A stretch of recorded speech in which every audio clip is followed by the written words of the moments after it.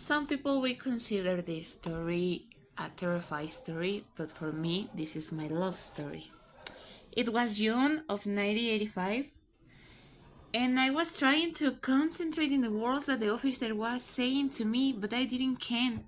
Everything reminded me of him. The light coming through the window reminded me the light in his eyes every moment. The clarity of the room made me think clearly of his skin, and the strong voice of the police officer made me think about his voice, strong, manly.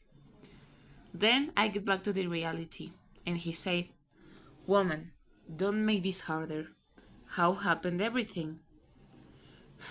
I smiled. "Of course I will repeat it to you, big man. Look, everything was so romantic. I get into the room, and in the instant that he looked at me, I could see how excited he was. That characteristic and unmistakable light that came out of his eyes every time that he saw at me. Then he asks, "What are you doing here?" You know, with this romantic and low voice that he used to use with me. "I came to see you, honey. You know how much I love you and that I can't be far from you for a long time." "Yeah, but I didn't ask you to come here." "Oh, darling, you don't have to pretend anymore. There isn't anyone else. I know you love me, and I came here to help you to see it." While I was saying these words, he was walking backward, taking his distance. I started to get scared. Just the thought of doing something that could push us away made me panic. So I started to walk around him to get closer. Imagine the situation. He's edged on the wall. I am in front of him, and I can feel his breath. I can feel his skin.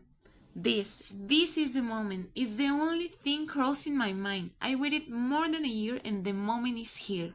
I'm going to kiss him. I know he wants it. I have to do it. And then happened. He pushed me away to try to run away. But as always, he forgot to pay attention to my details. I have the keys from the door.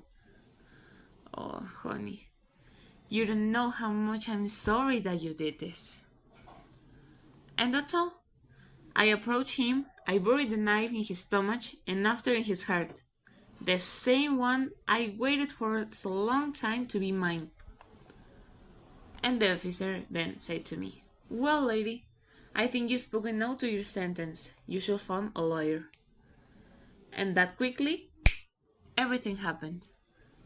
Honestly, I let this happen because the truth is, it was already very difficult for me to know if we're talking about James, David, Luke, or which one of all my boys.